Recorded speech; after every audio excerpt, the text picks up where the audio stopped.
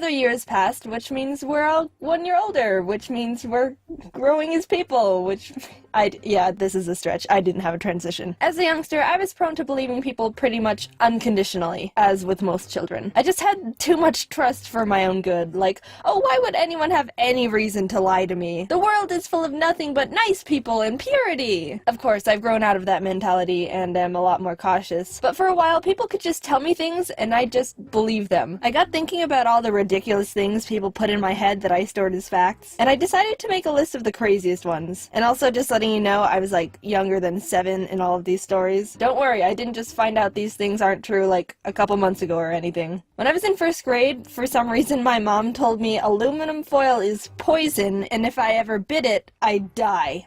A bit strange, but I think I know the idea behind it. Apparently, biting foil can induce a galvanic shock. Basically, if the foil comes in contact with braces, metal fillings, something like that, the metals will react with each other and create a little electric shock. But all I knew as a kid was teeth, contact with aluminum foil, death! And I was petrified. I didn't even have braces or anything metal in my mouth at the time, so nothing would have even happened if I tried it. I also remember going to school the next day and telling my friend, "Did you know that if you bite aluminum foil, you'll die?" And she goes, "I think I've bit foil before."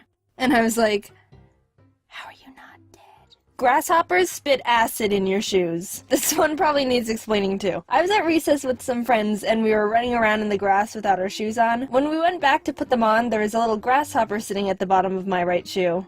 "Guys, look! A cute little grasshopper is wearing my shoe!" And one of my friends goes, "Oh my god! Grasshoppers spit acid! Get it out!" And then we all start panicking at the fact there was a death grasshopper in my shoe. I looked up why she could have thought that, and it actually is a fact that grasshoppers can spit a brown liquid to protect themselves from predators. It's called tobacco juice, and even though it's slightly acidic, the worst it really can do is stain your clothes. It's pretty much harmless. But oh, dude, no. I had the image in my head of some Breaking Bad hydrofluoric acid dissolve through everything it touches kind of meme. Also, just saying, I didn't mean the drug acid, even though that could be equally terrifying. Speaking of staining clothes, I was at lunch one day with the rest of my class, and one boy took out a bag of pomegranate seeds his mom packed for him in his lunch. A lot of us hadn't seen them before because it's a bit of an exotic fruit, so it caught some attention and we were all asking a bunch of questions about him. The boy said, "Did you know pomegranate seeds can stain your clothes and it'll never come out?"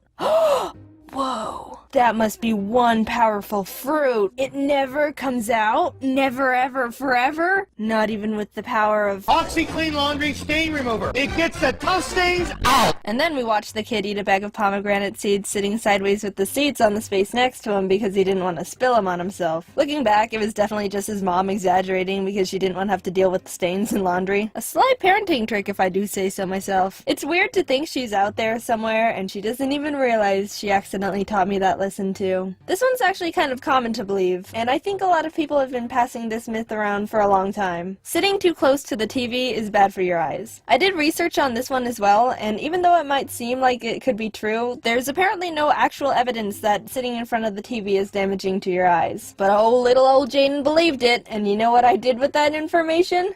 Stand directly in front of the TV. Yeah, for some reason when I was younger, I really wanted glasses. I don't know where that came from, I just liked the look of glasses and wanted them. So when no one was looking, I would go up to the TV screen and stare at it, like 1 inch away from my face. This'll get me glasses. But it didn't work, obviously. I actually have really good eyesight. Maybe standing too close to the TV will improve your vision. But yeah, I'm glad my eyesight sabotage plan didn't work because having glasses just seems like a hassle and inconvenience. Tip of the hat to anyone out there with glasses or contacts or even glass eyes that are annoyed by them. Wish you the best. We people without those things forget how good we have it. This one's a bit related because it's about eyeballs again. If you try to use your eyes to look back into your head at your brain, they'll get stuck and you'll be blind forever. It's a bit of a spin-off of the other eyeball myth of if you cross your eyes too much, they'll get stuck like that. I never believed that one, but I believe this brain one. A friend told me once that if you tried to look at the back of your head with your eyes, you might be able to see your brain, and we spent the whole day trying to do it. Then, when I went home, I asked my mom about it, and she said,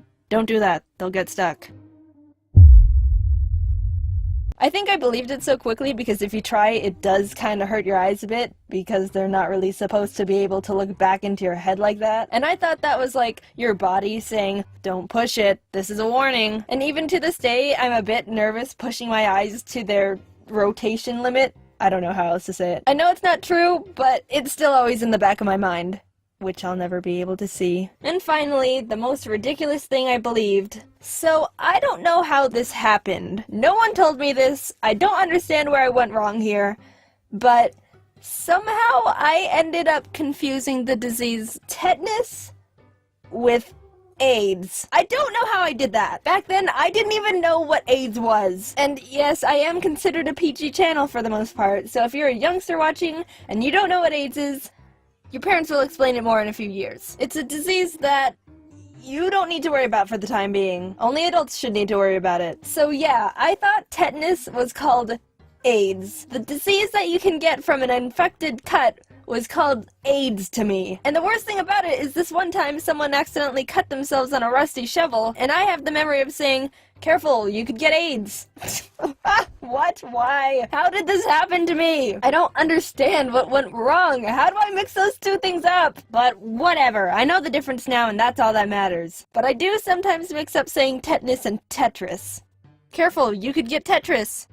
I ended up learning a lot while making this video, and since I debunked a bunch of lies, I'm gonna tell you a truth I found out recently. Real quick, since this is the end card. So a friend asked me, "What's the purpose of pink lemonade?" And I was like, good question. So I looked it up, and I'm not talking about the lemonade from strawberries or any fruit to change the color. Classic pink lemonade. So apparently, pink lemonade originated because a long time ago, way back in the day, there was a concession guy selling lemonade at a circus. And he ran out of water and he had to hurry and find some more, and there was no river or stream nearby. And he found that a performer had just washed their red tights in some water, which turned it pink. So he used that pink water to make more lemonade, and just told people it was a special strawberry type lemonade, and he sold a bunch more lemonade. So next time you drink pink lemonade, the image of dirty circus tight water might pop into your mind. Sorry.